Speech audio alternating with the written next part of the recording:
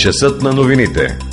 Събития и човешки съдби от нашия град, нашия квартал и нашата улица. Удобната и неудобната истина. През погледа на новинарите от една свободна телевизия. Без цензура. Сега. Кървав курбан даде северното платно на булевард България в деня на откриването си. Добър вечер, пловдивчани! Вие сте с добрите и лошите новини от днес, 19 ноември. В началото на емисията нека да видим акцентите от деня.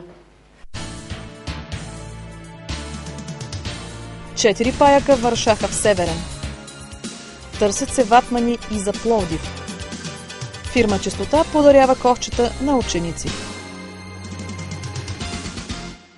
Пловдивските новини, които ще прочетете във вестниците утре, вие виждате още днес.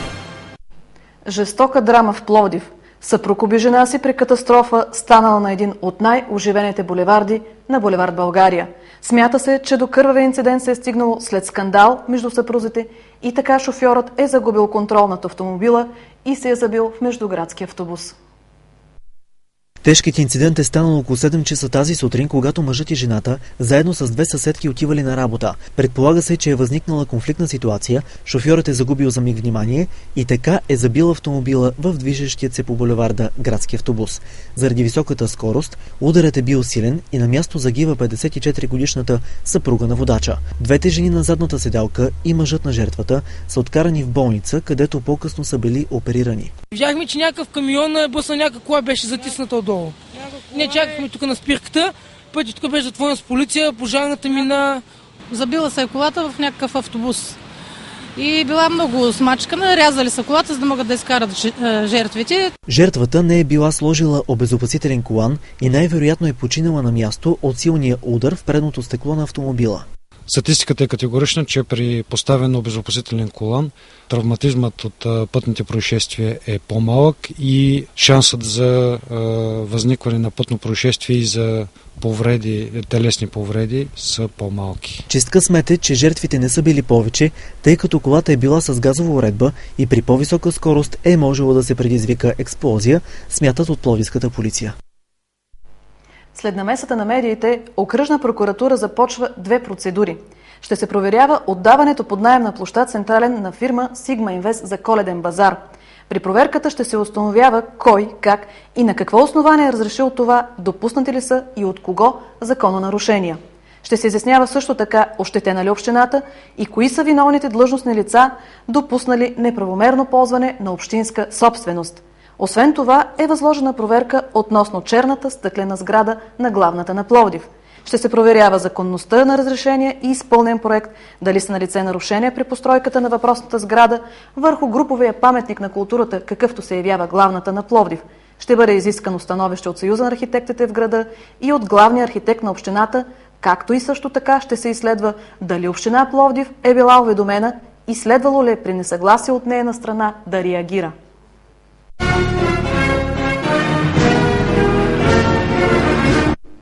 Тротоарите в район Северен са изцяло на разположение на пешеходците поне за ден. Затова днес се погрижаха от районното кметство, като проведоха акция за вдигане на коли от забранените за паркиране зони. Марката и годината на автомобилите нямат значение, когато собствениците им са в нарушение. Това стана ясно след обиколката на 4 паяка в район Северен. За нула време беше разчистен тротуара до хотел Марица. Отсреща гледката беше изцяло празният, но за сметка на това платен паркинг на панаира. От управата на района заявиха, че това не са извънредни действия, а част от всекидневната работа на паяците.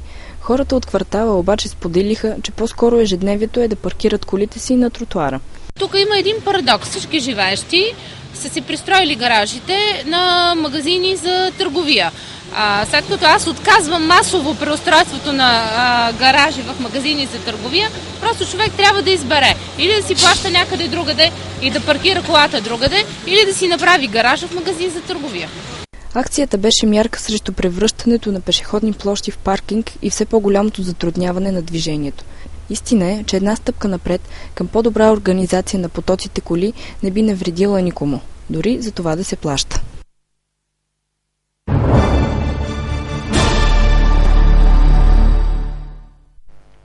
21 000 лева отмъкнаха апаши от улица Горно Броди в Пловдив. Извършителите са проникнали в дом на тази улица около 4 часа сутринта през терасата, като са използвали техническо средство. Събития и човешки съдби в новините на Пловдивската телевизия. Какво се случи още днес в нашия град, нашия квартал и нашата улица? Конкурс за ватмани организират в Пловдив. Инициатор е общинския съветник от БСП и мажоритарен собственик на градски транспорт Ангел Батаклиев. До 15 декември мажоритарният собственик на фирма Градски транспорт и съветник в местния парламент от БСП Ангел Батаклиев вкарва първите 10 тролейбуса в града. Те са на 18 години и са изкарани от транспортната схема на Швейцария. За управлението им по пловдивските улици обаче се търсят ватмани. В тази връзка ние обявяваме и в съвсем скоро време ще излезе обява в медиите, че набираме желаещи, които да се обучат за ватмани, тъй като това е другия проблем, който ние ще срещнем, тъй като ватманите, които ги е имало в градски транспорт, те просто са се разпиляли, останали си една малка част, специализирали са ги в други области, така че ние своевременно мислим и за това да обучим съответните специалисти, които пък да могат да управляват този тип превозни средства.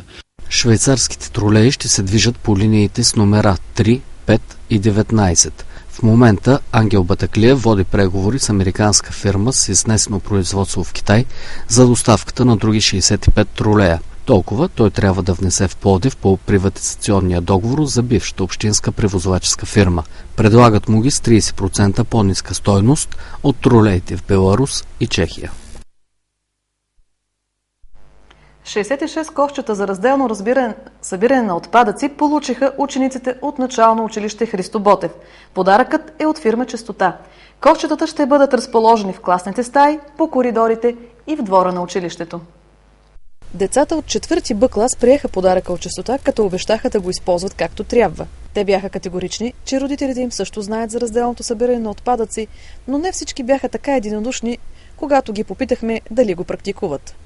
Темата за екологично възпитание в България е сравнително нова, за съжаление.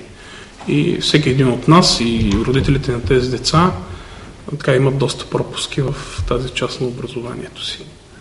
Поради тази причина е предвиден цикъл от лекции за разделното събиране на боклуците и за обработката на отпадъците, които ще слушат и родителите. Истината за чистотата на един град е не толкова как ще работи комуналната фирма, а колко ще цапат хората. По традиция в начало на училище Христо Ботев отбелязват всички празници, които възпитават екологичното съзнание у децата. Всяка година ние провеждаме киноложка изложба, която прерасна в празник на домашния любимец, в който ден децата носят своите домашни любимци или пък растенията, които сами са отгледали. Проявата набира все по-голяма популярност. От общо 400 ученици, почти 300 вземат участие в празника.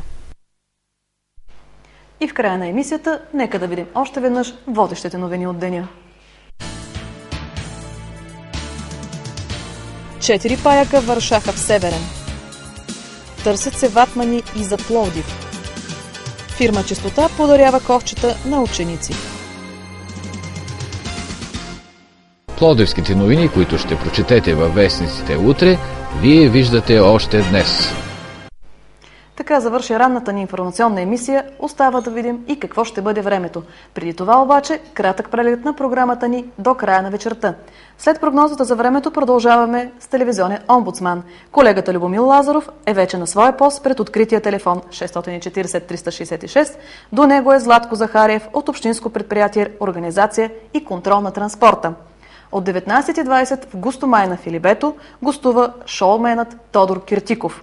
От 20:50 в Трите Пловдивски най ще ви запознаем с позицията на Пловдивското историко-филологическо общество по повод паметника на цар Симеон.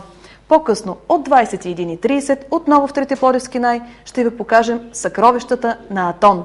Ако сте изпуснали нещо или искате да коментирате някои от новините днес, може да го направите на нашия блог potv.blog.bg. Новините на Пловдивската телевизия са вече денонощно с вас.